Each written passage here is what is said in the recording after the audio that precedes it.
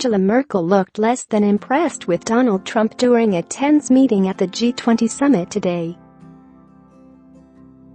The two world leaders have clashed on trade, the European Union and NATO during Trump's time in the White House, and the pair appeared unhappy as they sat down together in Buenos Aires. Trump was scheduled to talk trade and other prominent international issues with Merkel, a leader he said is highly respected by everybody, including me. The conflict between Ukraine and Russia will be high on the agenda, as will Putin's violation of a landmark nuclear arms treaty deal which the US plans to exit. Merkel has come under pressure after Trump questioned traditional transatlantic ties with his announcements of trade tariffs. The German Chancellor has walked a tightrope between criticizing some of Trump's decisions and emphasizing the relationship with Washington, which is central to her government. German Chancellor Angela Merkel also voiced concerns with Russian President Vladimir Putin over a military flare-up in Ukraine at breakfast on the sidelines of the G20 summit.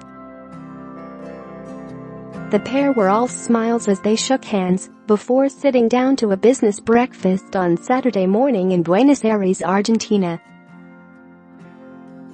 But Putin is facing growing pressure from the West as he ramps up his military action in Ukraine. Merkel's spokesman says the German leader expressed concern about rising tensions in the Kerch Strait off Crimea and pushed for freedom of shipping into the Sea of Azov at their breakfast meeting. Scroll down for video. The pair also discussed the Syrian conflict, according to the spokesman, Steffen. French President Emmanuel Macron was also said to have had a sideline discussion with Putin over recent events in the Crimea, according to the Russian president's spokesman.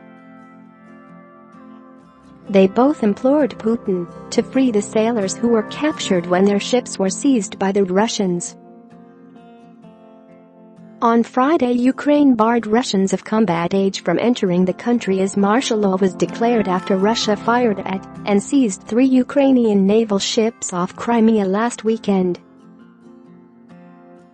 President Donald Trump cancelled his meeting with the Russian president just an hour after he said he would be meeting with him, citing concerns over maneuvers in the Kerch Strait.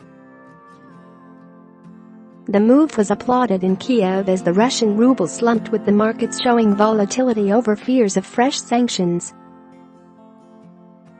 The Russian interpretation of the cancellation, however, echoed that of some of Trump's critics at home, who noted the move came amid new challenges for Trump in the probe into Russia's alleged role in his 2016 election campaign. In a further boost to Ukraine, the EU released €500 million in financial backing, and European Council President Donald Tusk predicted Brussels would continue sanctions on Russia at a summit in mid-December. The EU has propped up Ukraine's war-scarred economy since the Crimea annexation, while prodding the pro-Western authorities to pass reforms and tackle corruption. Europe is united in its support to Ukraine's sovereignty and territorial integrity. This is why I am sure that the EU will roll over the sanctions against Russia in December, Tusk told a news conference in Argentina. British Prime Minister Theresa May on Thursday said London would push for appropriate sanctions and called on Russia to release the Ukrainian vessels and crew. The United States and the EU have imposed sanctions on Russia since 2014, when Moscow annexed Crimea after a pro-Russian leader was toppled in Kiev. But despite global tensions increasing, today after all-night talks at the G20 summit in Buenos Aires, European diplomats claim to have reached a possible breakthrough on fixing the global trading system. Despite deep divisions going into the summit and resistance from the United States, European Union officials were optimistic and said countries were making progress on a final statement that will acknowledge problems with the World Trade Organization but commit to reforming it. The US was the main holdout on nearly every issue, officials claimed.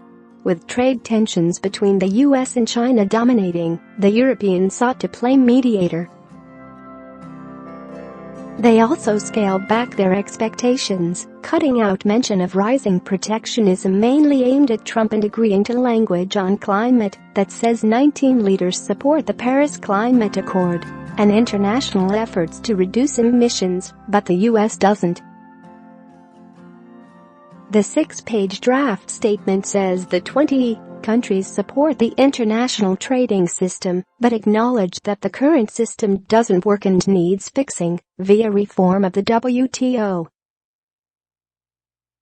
The European diplomats called this the main breakthrough.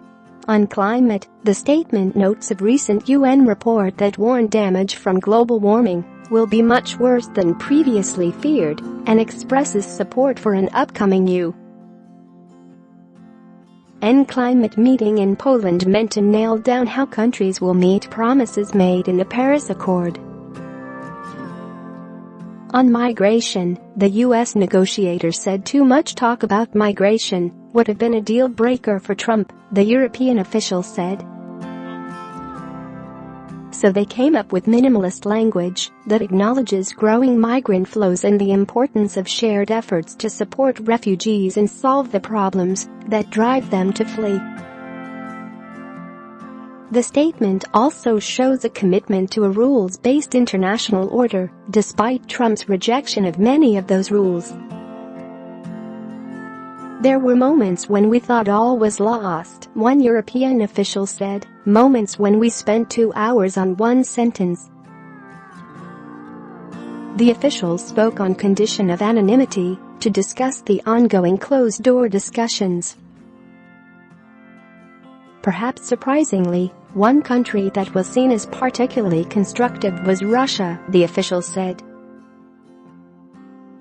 Despite tensions over its military actions on Ukraine and political interference abroad, Russia supports international efforts on trade and climate.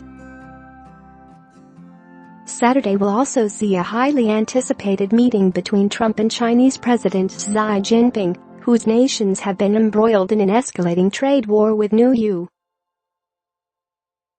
U.S. tariffs on China goods set to take effect a month from now. The trade war between the United States and China does not favor international commerce. A fight between two big players does not benefit, said Dante Sica, Argentina's Minister of Production and Labor. If they are able to begin to agree, it would be a good signal that would reduce the impacts on international commerce. The divisions among the world's leading economies were evident from the moment Argentina's president opened the summit Friday with a call for international cooperation to solve the planet's problems. On Friday, a U.S. official said progress was being made on the joint statement, and the White House was optimistic about the document as a whole.